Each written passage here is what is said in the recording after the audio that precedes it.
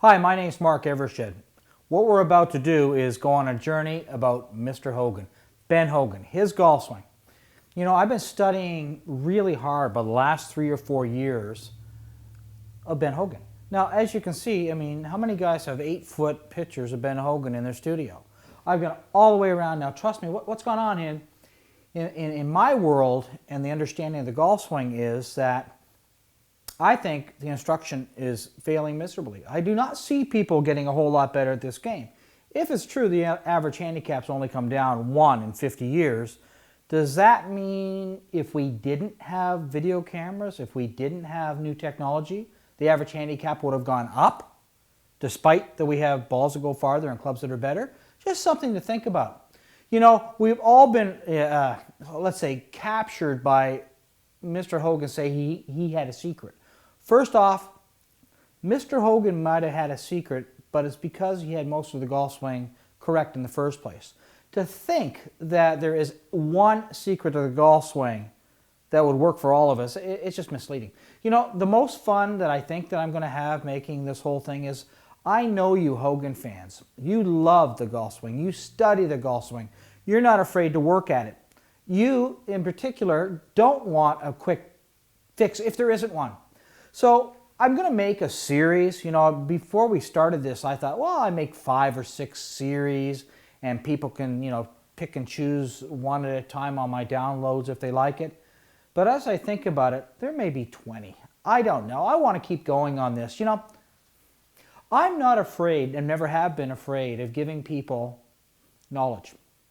Now, too much incorrect information is bad. Unorganized information is bad. Correctly organized information is great. So I'm hoping as you're listening along, watching along, you start to realize there's a rhyme and reason to everything that's going on here. I wish I could just open up my mouth and blurt out and everything would come out perfect. Well, it kind of can, but it might take time. I think Mr. Hogan, more than any other golf course in history, would say, yeah, attaboy, Mark, dig it out of the dirt. He would be so angry at instructors trying to make this game easy when it's not easy. I think he would just be so angry about that. He'd be the first one to say, you know, the game is not easy. If it was that easy, we'd all be doing it good. Relax, get it right, let's move forwards. Now, I have to set you up that way because I'm really taking this personally as I don't want anyone to fail and I don't want myself to fail.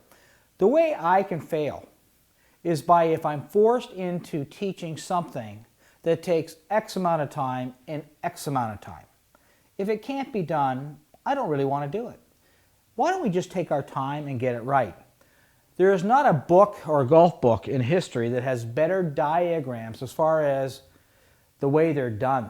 The gentleman that did the diagrams just did a brilliant job, except many of them can be very misleading, and because we all learn a lot by pictures, if the pictures are misleading, we can very easily misinterpret them. So I don't want to take any chance on that. Now, so here's where we start. First off, I'm not teaching anything about the grip, because if you want to learn how to grip a golf club, go out and buy a $10 training grip, put it on a golf club, put your hands on, take your hands off. You don't need me using all this time to teach you a grip. Buy a $10 training grip. It can teach you better than any teaching pro in the world can teach you. Good investment. Now, unfortunately, we're going to start off with maybe the most apparent boring picture of the whole book. Except that by the time I get finished with you, you're going to realize why that first picture is so important. We're going to start with Hogan's address position. Now, nothing just off the top of your head would, well, okay, he's standing up over the golf ball. Boy, there is way, way, way more to it than that. I just love that if we could all just jump into his head and figure out, okay, what's going on in Mr. Hogan's mind right now. I think you would all agree with me, what a fantastic thing it would be is if we could all get in the brain of a really great player and think what they're thinking. You know what? I think I can. I think I can jump in there. He's just sitting there very quietly, but in his mind, he's seeing what's about to happen or understand what's about to happen. Okay, so now bear with me because this could be the most important lesson I ever give you or anybody else.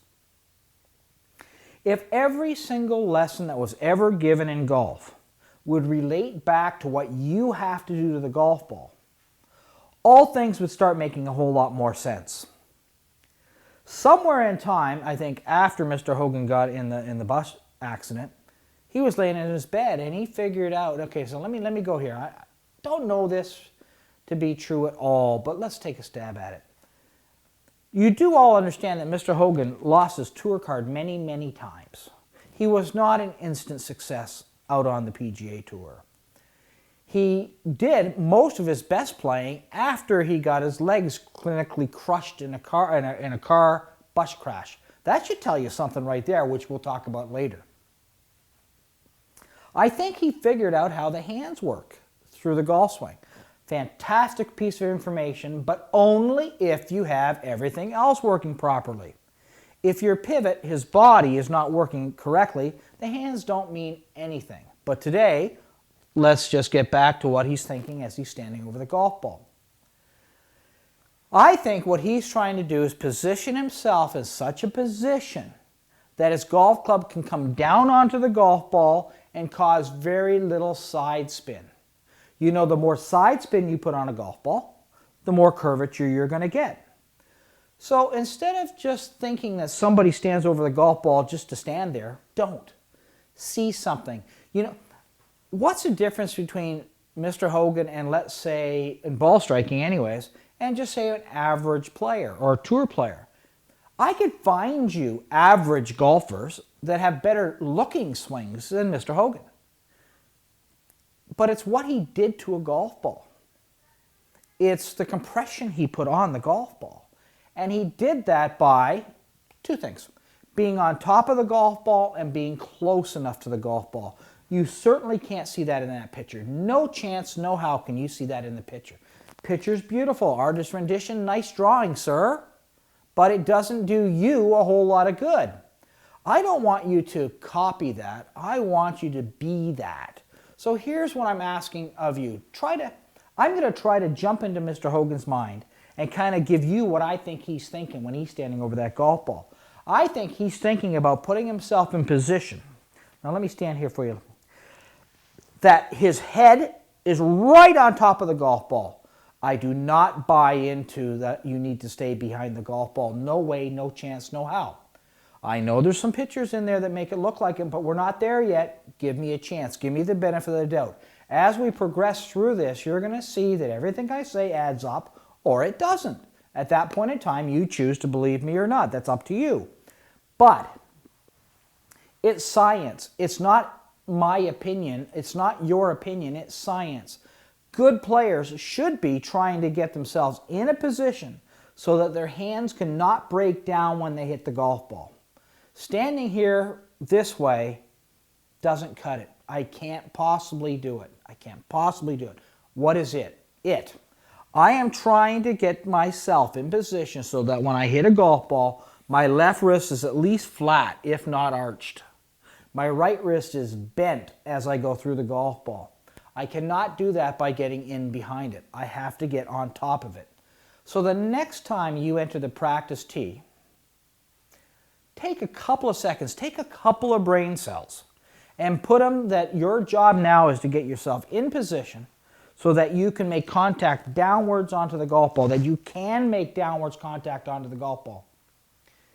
If you pay attention, you will start noticing that you can or cannot do it from the address position. Nobody ever told me this. Nobody ever said this to me.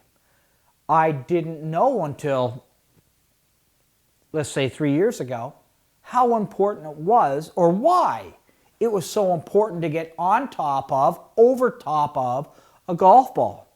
So I just let it go over my head. I, like you, and most people in the world to this date, still think the swing is everything. Well, I'm going to suggest to you the swing is easy. It's getting in position so the swing can work effectively. That seems to be hard. It's only hard because it's overlooked. I hope I've intrigued you in this because as we go on in the series, I will prove to you that the swing is the easy part.